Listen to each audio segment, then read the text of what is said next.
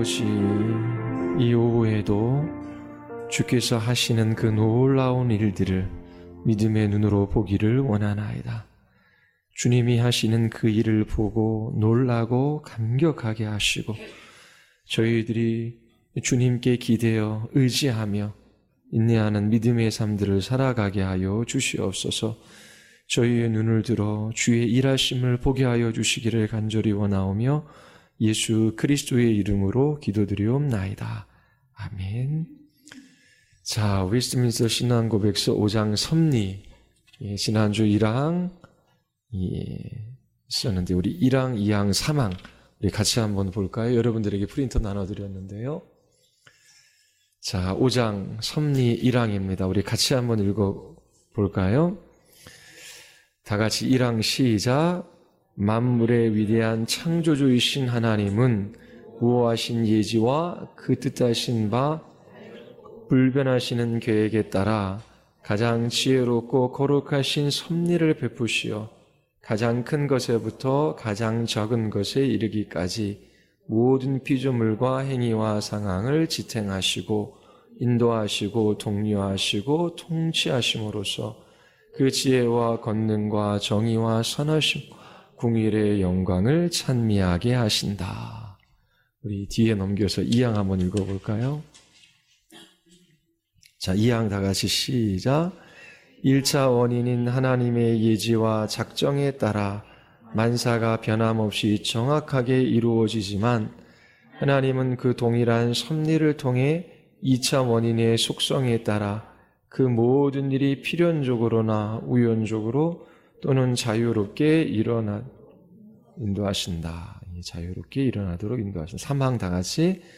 하나님은 일반 섭리를 베푸실 때에 이런 수단을 사용하시지만 그런 수단들이 없어도 또 그것들을 추월하거나 역행하시면서 마음에 원하시는 대로 자유롭게 역사하신다.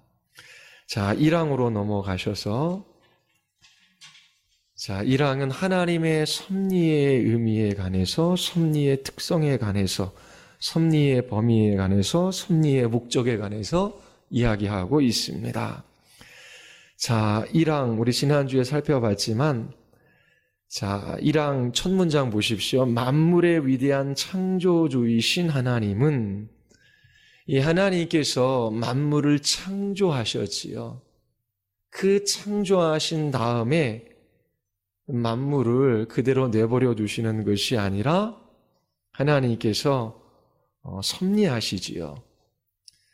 자, 창조주이신 하나님은 무오하신 예지와, 예지는 뭐죠? 미리 모든 것을 다 아신다라고 하는 것이지요. 하나님께서 모든 것들을 다 아셔요. 그리고 그 다음에 나오는 게 그 뜻하신 바 자유롭고 불변하는 계획에 따라. 자, 모든 것을 다 알고 계신 하나님께서 그 모든 창조물에 대한 계획을 가지고 계시다라고 지금 말하고 있습니다. 그래서 넓은 의미의 이 섭리는 하나님의 예지와 계획 두 가지로 이루어져 있어요. 그런데 하나님께서 미리 일어나실 일들을 모두 계획하셨다는데 그 하나님의 섭리의 특징이 뭐냐면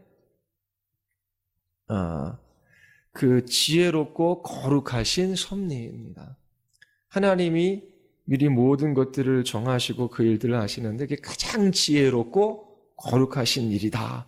우리의 신앙의 선배들이 그렇게 고백했어요. 그리고 섭리의 범위에 보면 가장 큰 것에부터 가장 적은 것에 이르기까지. 그러니까 무생물에서부터 이르기까지 생물, 동물, 그리고 인간에 이르기까지 온 우주 만물 모든 것이 다 주님의 섭리 안에 있다라고 이야기합니다. 그러면서 좀 더 구체적으로 모든 피조물의 행위와 상황을 지탱하시고 인도하시고 독려하시고 통치하심으로써 하나님께서 모든 것들을 붙들고 계시다. 그래서 섭리의 좀 좁은 의미는 이 하나님의 보존이 있고요. 두 번째는 하나님의 통치가 있어요. 근데 하나님께서 그렇게 섭리하시는 목적이 뭐예요? 맨 마지막에 이야기하죠. 그 지혜와 권능과 정의와 선하심과 공일의 영광을 찬미하게 하신다. 하나님께서 모든 것을 아시고 미리 정하셨는데 그 일들이 이루어지는 것을 보며 사람들은 그 하나님의 지혜와 권능과 정의와 선하심과 공의와 영광을 찬미하게 됩니다. 그래서 1항에서는 넓은 의미의 섭리, 그리고 섭리의 의미, 그리고 그 섭리의 특징, 그리고 섭리의 범위, 그리고 좁은 의미의 섭리, 보존과 통치 두 가지를 이야기하고 있고 그 섭리의 목적이 무엇인지를 1항에 다 이야기하고 있습니다. 그리고 2항에 가서는 협력에 관해서 이야기해요. 협력. 그래서 좁은 의미의 섭리를 세 가지로 나누는데 하나는 보존, 하나는 통치, 다른 하나는 이 협력입니다. 보존은 하나님께서 창조하신 창조물과의 관계 속에서 그 창조하신 모든 것들을 유지하시는 거예요.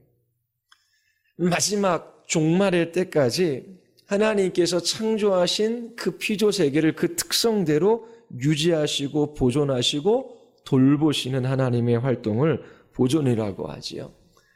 하늘의 해, 달, 별, 그것이 그 자체로서의 특성을 가지고 있잖아요. 그런데 하나님께서 그것을 붙드시고 계시기 때문에, 보존하시기 때문에 그것이 그것일 수 있다라고 하는 것입니다.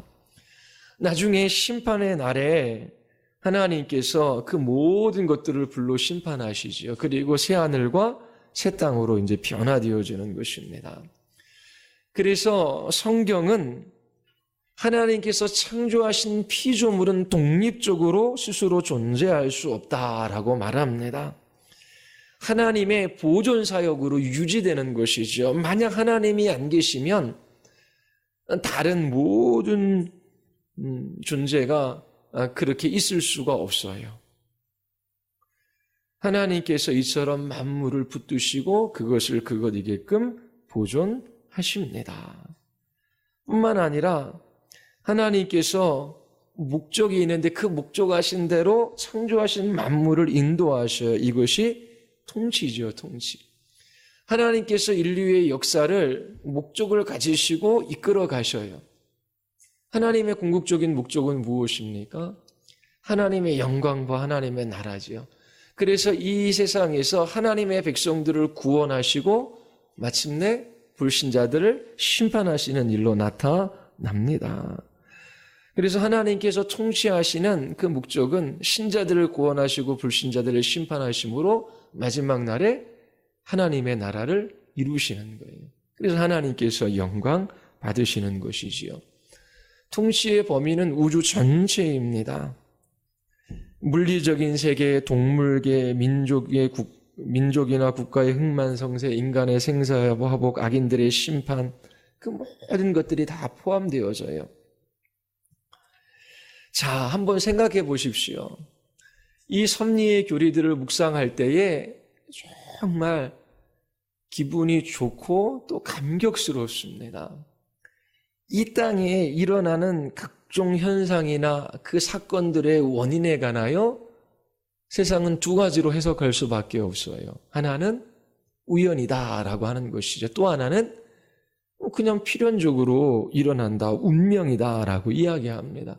운명이나 우연 그 두 가지밖에 없어요.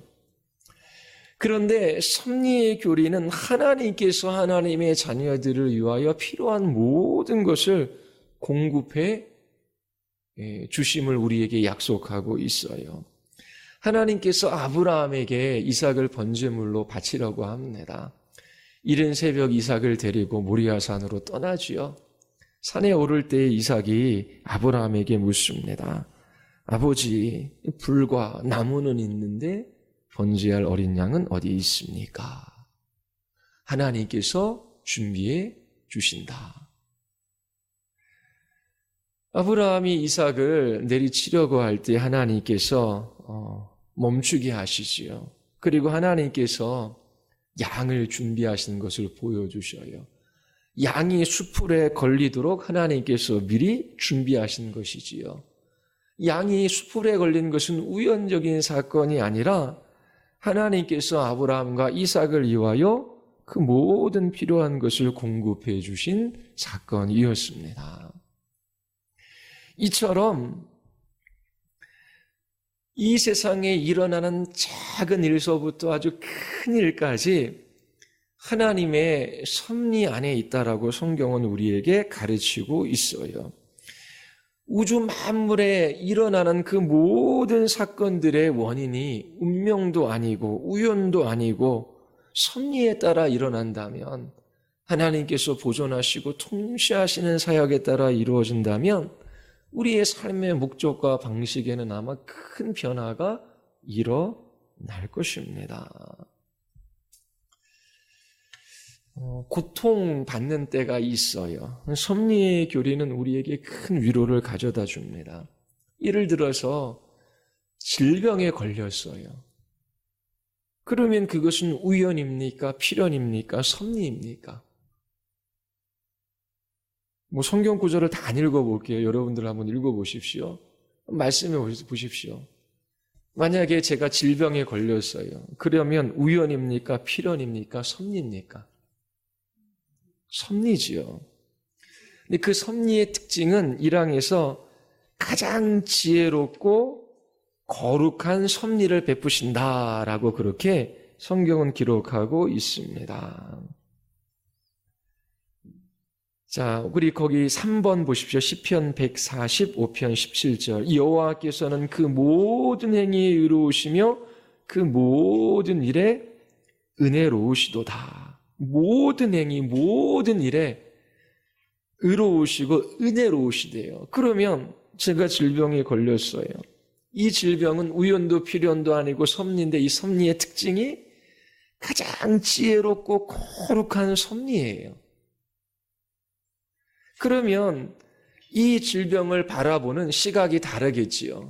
질병은 그냥 우연적으로 일어난 거예요. 인생이 공허할 수밖에 없어요. 그리고 그 질병으로 고통을 당할 수밖에 없는 것이지요. 그러나 이 질병 또한 하나님의 거룩하시고 지혜로운 섭리의 손길로 말미암아 내게 온 것이다.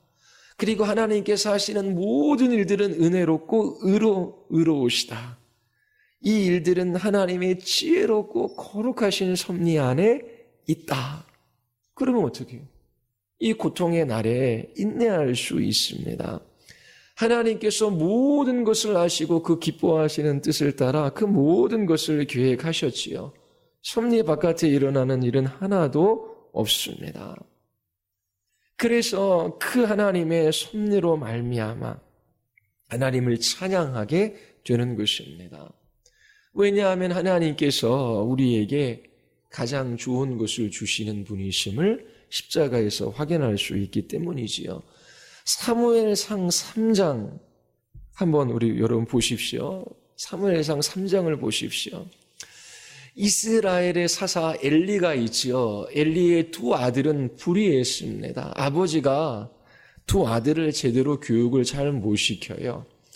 근데 한나의 아들인 사무엘이 이 엘리 사사의 손에서 큽니다.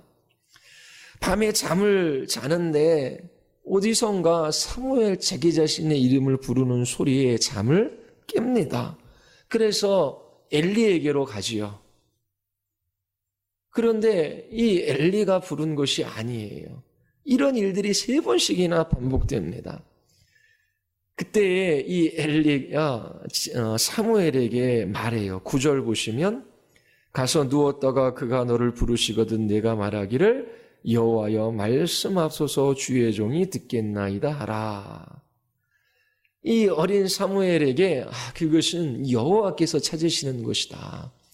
여호와여 말씀하옵소서 주의 종이 듣겠나이다. 그렇게 하라고 가르쳐 줍니다. 그리고 또 이제 여호와께서 사무엘에게 찾아오시지요. 그리고 사무엘에게 말씀하셔요. 뭐라고 말씀하셔요? 이 엘리와 그의 집안을 심판하시겠다라고 하십니다. 다음날 아침 엘리는 이 여호와께서 사무엘에게 무엇이라 말씀하셨는지 궁금해요. 그래서 묻지요. 3장 18절 보십시오. 사무엘은 그것을 그에게 자세히 말하고 조금도 숨기지 아니하니. 뭘 말해요? 엘리야와 그의 집안을 심판하시겠다라고 하는 여호와의 말씀을 있는 그대로 이야기해요. 그때 엘리 제사장이 어떤 반응을 보입니까? 그가 이르되 이는 여호와시니 선하신 대로 하실 것이니라. 하나님이 자신과 자신의 집안을 심판하시겠다라고 말씀하셔요. 그랬을 때 대부분의 반응은 어떻습니까? 왜 하나님 하필 우리입니까? 그렇게 반응하기 쉬워요. 그런데 엘리의 반응은 하나님께서 행하시는 그 모든 일들은 의로우신 일이라고 하는 것을 인정해요. 그리고 하나님께서 하시는 그 모든 일들은 거룩하시고 은혜로우신 일입니다. 여호와의 선하심을 굳게 믿고 있어요. 바로 하나님의 성품을 신뢰하는 것이지요. 그래서 비록 하나님의 심판이 있는다라고 할지라도 하나님의 선하심, 그 하나님의 공의로우심을 그가 알고 있기에 이 어린 사무엘이 여호와께로부터 들은 그 말씀을 그대로 인정하고 받아들입니다. 이것이 믿음으로 사는 신자의 모습입니다. 비록 두 아들의 범죄를 이 아버지가 잘 그렇게 막고 또 가르치지는 못했지요. 그래서 하나님께서 심판하십니다. 그러나 하나님은 선하시고 하나님은 의로우신 분이시다라고 하는 이 고백이 엘리의 입술 가운데 있습니다. 자, 우리에게도 하나님께서 어떠한 일들을 행하셔요. 그 일이 우리의 눈에 보이기에 좋을 수도 있고 좋지 않을 수도 있어요. 미리 모든 것을 아시는 하나님께서 그 모든 것들을 정하셔서 주님의 뜻, 그 목적을 이루어 가시지요. 여러분들도 엘리처럼 이렇게 고백할 수 있으십니까? 엘리 제사장보다 우리는 더 큰 하나님의 은혜를 받았어요. 그것은 예수 그리스도, 그분의 십자가의 은혜를 경험한 것이지요. 그 아들 예수 그리스도를 우리에게 주신 그 하나님께서 우리의 인생에 있어서 가장 좋은 것을 공급해 주시는 분이심을 우리는 믿어 의심치 않습니다. 주님을 사랑하는 자, 그 뜻대로 부르심을 입은 자들에게 모든 것이 합력하여 선을 이룰 줄 우리는 굳게 믿어요. 그래서 인내할 수 있고 주님이 주신 은혜와 평강 가운데 살아갈 수 있는 것입니다.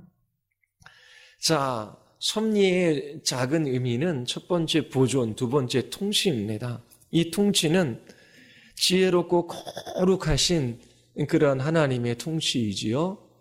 그리고 하나님께서 세 번째로 하나님의 일하시는 방식과 관련하여 협력이라고 하는 것이 있어요.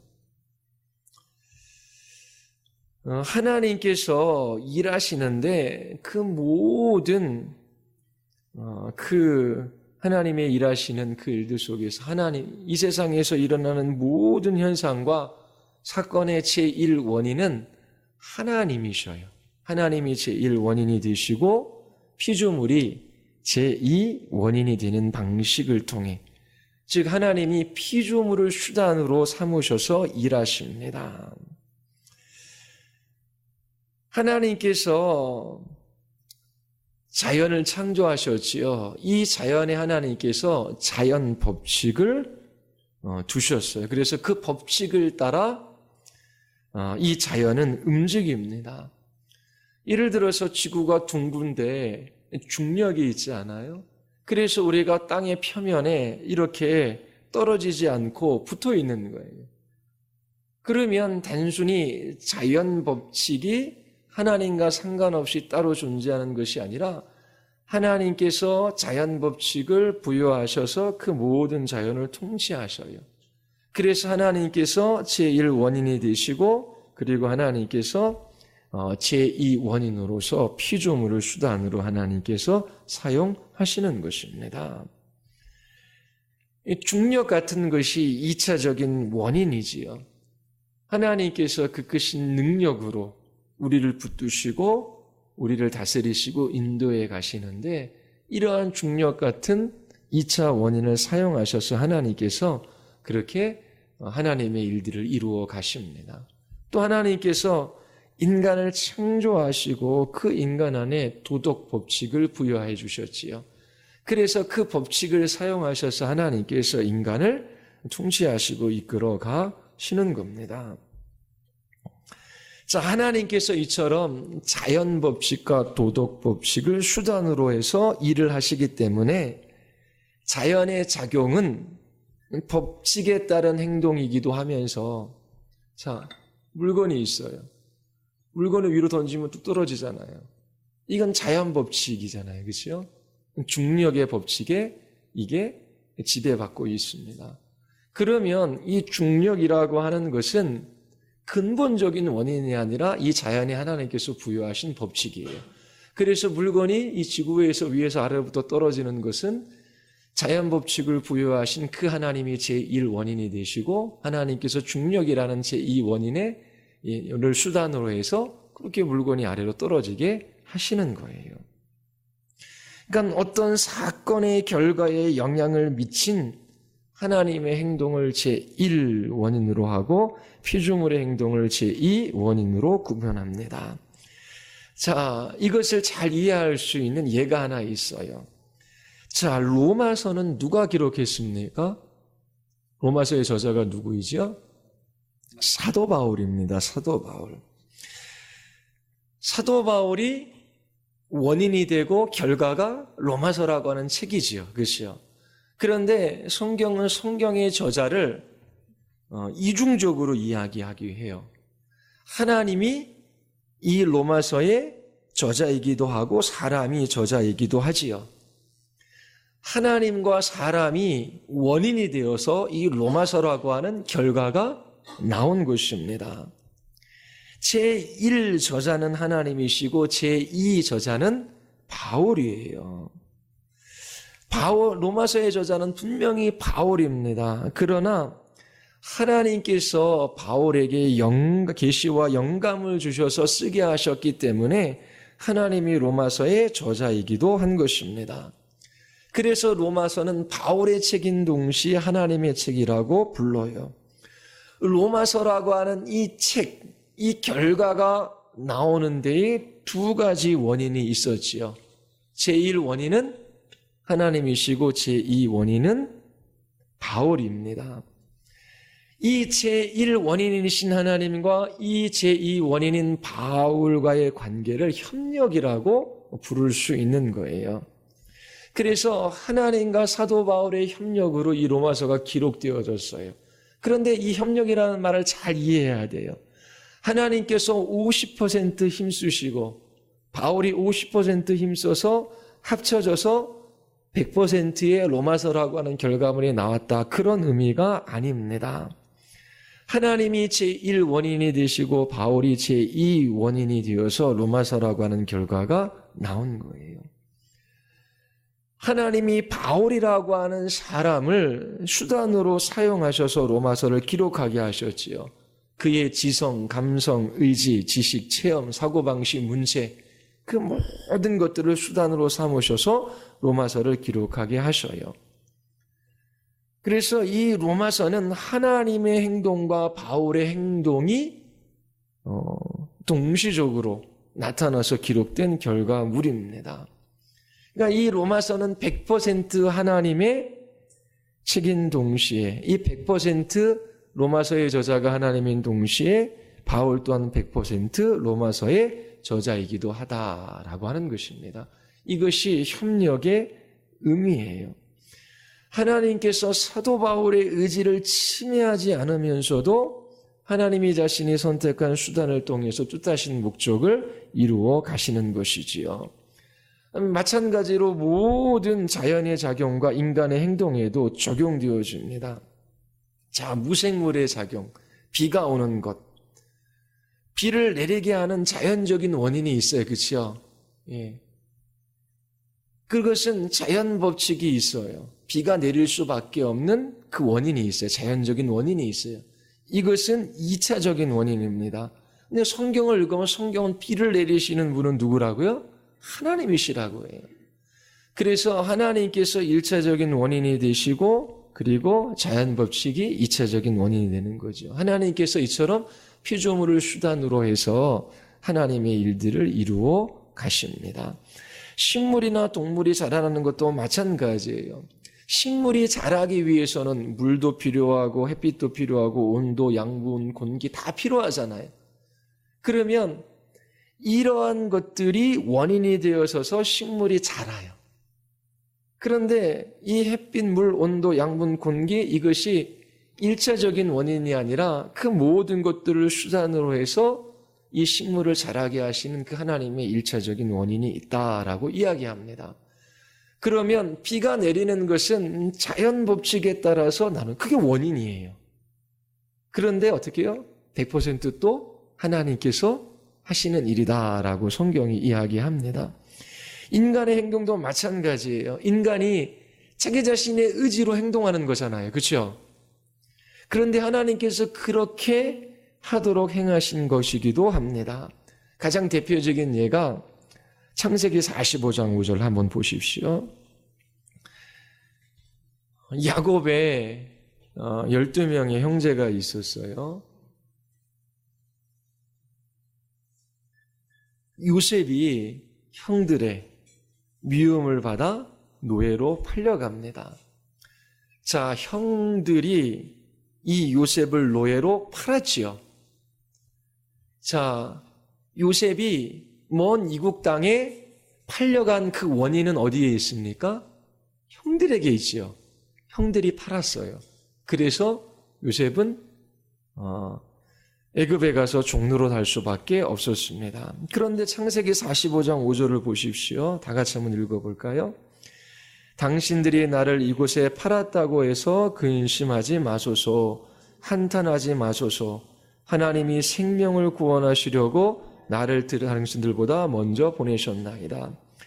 자, 애굽에 요셉을 보낸 것은 누구예요? 이 애굽으로 간 것은 하나의 결과죠. 그 원인은 어디에 있어요?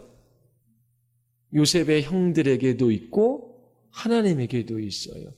하나님께서 1차적인 원인이 되시고 하나님께서 피조물을 수단으로 해서 그 일들을 이루시지요. 그래서 요셉의 형들이 2차적인 원인이 됩니다.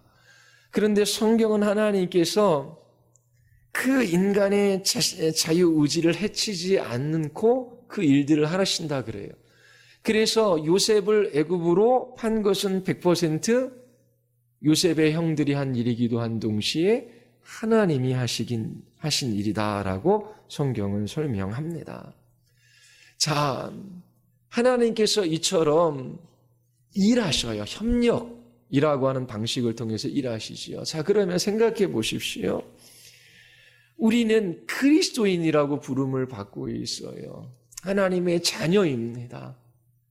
부모가 자녀들을 보호하고 필요한 것들을 공급하고 또 세상의 위험으로부터 지키고 또 양육하고 그렇게 보살펴 주잖아요. 하나님도 우리의 아버지, 우리의 부모님이십니다. 하나님께서 자녀들을 그렇게 대하셔요. 그러면 하나님의 자녀인 우리들에게 그 어떠한 비극도 없다라고 하는 것입니다. 그리스도께서 교회의 머리, 우리의 머리가 되셔서 만물을 우리를 위하여 통치하셔요. 그러니까 신자들에게는 나쁠 것이 하나도 없다라고 하는. 그래서 엘리 제사장이 그 사무엘의 입술을 통하여 여호와의 말씀을 듣지요. 네 가정을 내가 심판하겠다. 그때에 어떠한 반문도 하지 않아요. 여호와는 선하시니. 그렇게 하는 것이 당연한 것을 그렇게 받아들입니다. 신자들에게는 선하신 하나님께서 우리를 잘 알고 계셔서 그 모든 것들을 계획하시고 그 일들을 이루어 가시기에 어떠한 비극도 없습니다. 그러나 불신자들에게는 어떠한 축복도 없어요. 하나님 없이 우연이나 필연이라고 생각하며 그 모든 것들을 대하며 살아갈 때에 많이 가졌으면 가진 것 때문에 그들은 하나님 없이 교만한 삶을 살아갈 것이고, 그리고 가난하면 그 가난한 것 때문에 고통받으며 불평과 원망 가운데 그들은 살아가다가 망할 수밖에 없는 것입니다. 이처럼 하나님께서 그 모든 것들을 보존하시고 또 당신의 목적을 따라 그 모든 것들을 통치하시고, 또 하나님께서 제1원인이 되셔서 피조물을 수단으로 제2원인이 되게 하셔서 협력하는 방식으로 하나님께서 그 모든 일들을 이루어 가셔요. 자, 우리가 건강의 회복을 위하여 하나님 앞에 기도할 수 있습니다. 사망에서 나오는 것은 하나님께서 2차적인 수단 없이 직접적으로 그 질병을 치료할 수 있으셔요. 그것이 기적이라고 하는 것입니다. 그런데 통상적으로 하나님께서 이 세계를 통치하시는 방식은 아니에요. 하나님께서 하나님의 일들을 이루어 가실 때 통상적으로 어떻게 이루어 가신다고요? 협력하셔요. 하나님께서 제1원인이 되시고 피조물을 수단으로 해서 제2원인이 되게 하셔서 하나님께서 하나님의 일들을 이루어 가시는 것입니다. 자, 그러면 우리가 신앙생활을 할 때에 하나님께서 어떻게 해요? 의사의 손길을 통하여 또 약을 먹기도 하고 또 어떻게 해요? 수술을 받아서 우리의 질병을 치료해 주셔요. 그런데 하나님께서 지혜로 거룩하게 그 모든 것들을 섭리하신다라고 하는 이 신앙이 없는 사람들은 기적적인 방식만 하나님께서 일하시는 거라고 생각해요. 그건 통상적이지 않고 특별한 일입니다. 그런 기적도 일어나요. 그러면 우리가 하나님, 이 질병을 치유해 주십시오, 건강을 회복시켜 주십시오라고 할 때에 기적을 바라며 하나님 앞에 그렇게 기도할 수 있어요. 그런데 사람의 하나님께서 제2차 원인, 의사의 손길, 약물, 또 이런저런 방법을 사용하셔서 하나님께서 우리를 치료하시고 건강하게 하실 수 있으시잖아요. 근데 그 일 또한 어떻게 해요? 병원 가서 의사가 나를 치유해 준 거야. 그러면 의사가 제1원인이 되고 이 질병 치료한 이 결과가 이렇게 나타난 겁니까? 그렇지 않아요. 하나님께서 그 모든 것들을 사용하셔서 그렇게 한 사람의 건강을 회복시켜 주시는 거예요. 그래서 우리는 우리의 질병을 위하여 수고한 의사에게도 감사하지만 그 모든 것들을 통치하시고 또 피조물을 수단으로 해서 하나님의 일들을 하나님께서 이루어 가시기에 하나님께 감사함이 하나님께 찬양하게 되는 것입니다. 자, 성화를 위한 노력도 마찬가지예요. 빌립보서 2장 13절에 보면 너희 안에서 행하시는 일은 하나님이시니 자기의 기쁘신 뜻을 위하여 너희에게 소원을 두고 행하게 하시나니.